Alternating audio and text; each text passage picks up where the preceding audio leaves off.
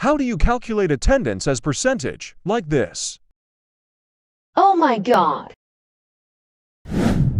Select Data Cell. Go Insert menu and select Checkbox option. Type Formula. Type Equal. Type COUNTIF formula. Select the first data range.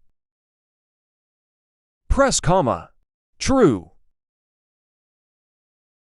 Brackets closed. /. Type COUNTIF formula.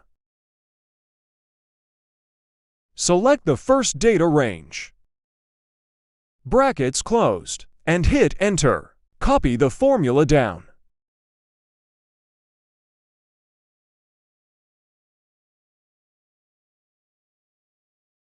Select Formula. Press Percentage option. Now work is done. Like and follow for daily tips.